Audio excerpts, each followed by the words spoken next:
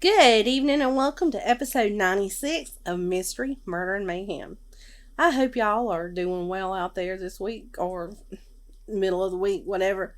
Now, as you know, pretty much everything I've talked about for the past 6 weeks has been the Murdaugh case, the trial, the verdict, the sentence, and, well, tonight's episode has a little bit to do with that, but not so much about, what happened or anything.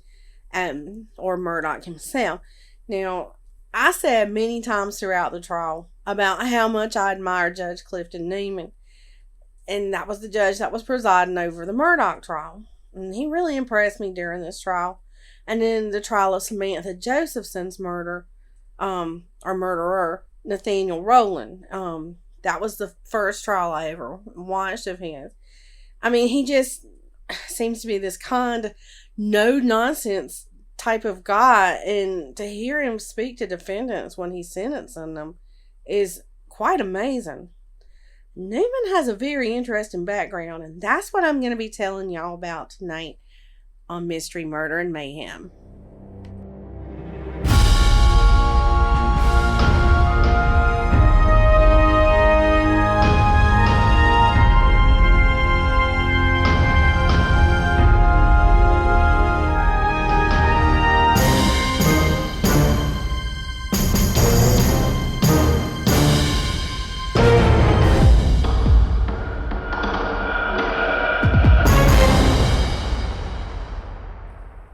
So for around the past 6 weeks, much of the nation sat and watched the Alex murder trial, and that may be a bit of an exaggeration, but I know most of the state of South Carolina did. And as you can tell, I'm still fighting a sore throat. Now, the trial, it was a crazy one because it was interrupted with a bomb threat. Jurors was replaced due to COVID. There was another juror that was replaced due to discussing the trial with people outside of the trial, and she even asked to take a dozen of eggs that she had left in the jury room with her when she left. And then, the defense, they called for a mistrial more than once. But sitting at the front of the court, overseeing it all, was the Honorable Judge Clifton Newman. Now, I'm not saying that 71 years old is old, but I would never have guessed that is the age of Judge Newman. His mind is as sharp as a tack, and he doesn't miss a beat. This is actually Newman's 4th and final term here in South Carolina in the circuit court system, and I hate to see him retire, but he's definitely earned it.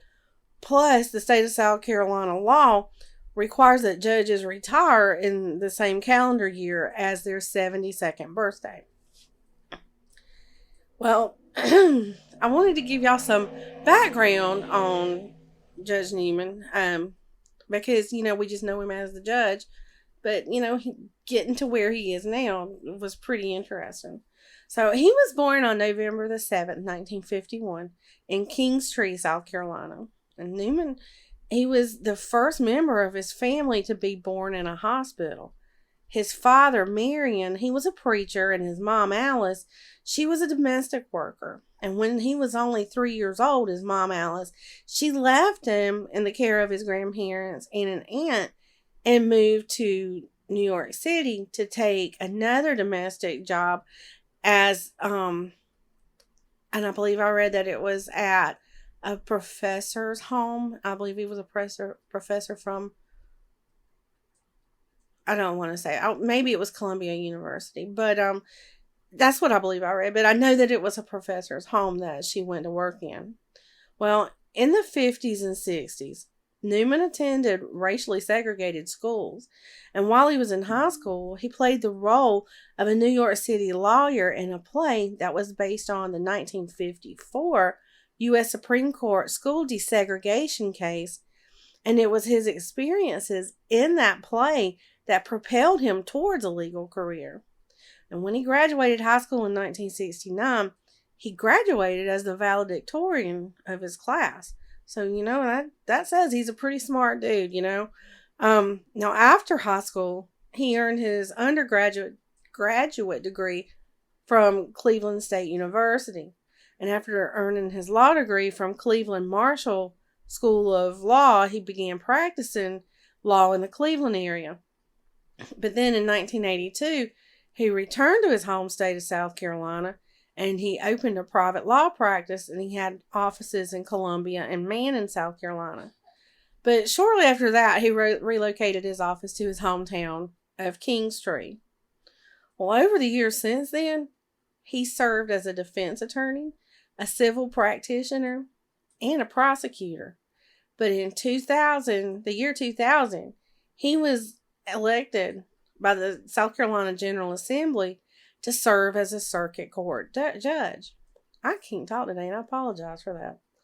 Now, the first big case that I personally remember him presiding over, now, like I said, I had watched the Samantha Josephson murder case trial, but the first one that I remember hearing him presiding over was back in 2016, and it was a case where a white police officer named Michael Slager shot an unarmed black man in the back during a traffic stop.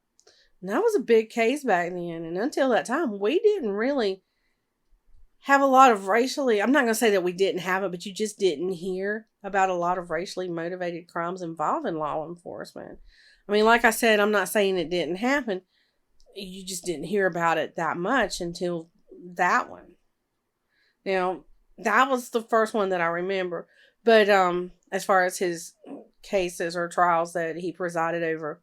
But his first death penalty case involved a defendant who had been accused of killing a public safety officer from Orangeburg and then burning his body. And that defendant's name was Mikhail Mahdi. I think I'm pronouncing that right. And there will be no grand trial in this case, though, because the defendant ended up pleading guilty, and he was sentenced by Newman to death. And he's been sitting on death row since 2004. Now, as far as his personal life, he lives in Columbia with his wife, Patricia, and together they have 4 kids. Now, Newman's daughter, Jocelyn, she's also a circuit court judge, and he has a son, or he had one son that just recently passed away. His name was Brian DeQuincy Newman, and he was actually the youngest serving Columbia City Councilman. And like I said, he died earlier this year. It was actually on January the 3rd of this year. And they say it was cardiac arrest that was the cause. And I mean, that was just like weeks before the Murdaugh trial started. And I can imagine that his son's death, like happening just shortly before that trial, had to be weighing on his mind and had to be a particularly hard case for him, considering that one of the victims was the defendant's son, and that son was only 22 years old. And as far as hobbies for Newman, he enjoys restoring homes, and he's even received historical preservation awards for his work. I thought that was really cool. I didn't even know that about him. I guess he likes flipping houses or restoring houses, so that's pretty amazing. I saw right before I got ready to record, this weekend he actually was at the SEC basketball tournament in Greenville, and people recognized him, of course, because he's been on our TV so much lately.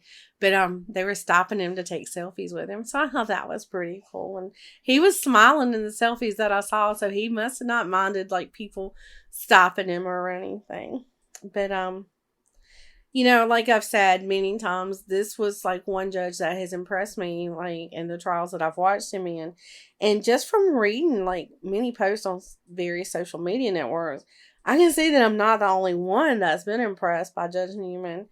He represents, in my opinion, what the judicial system should be. And he carries himself in a way that future judges should try to live up to.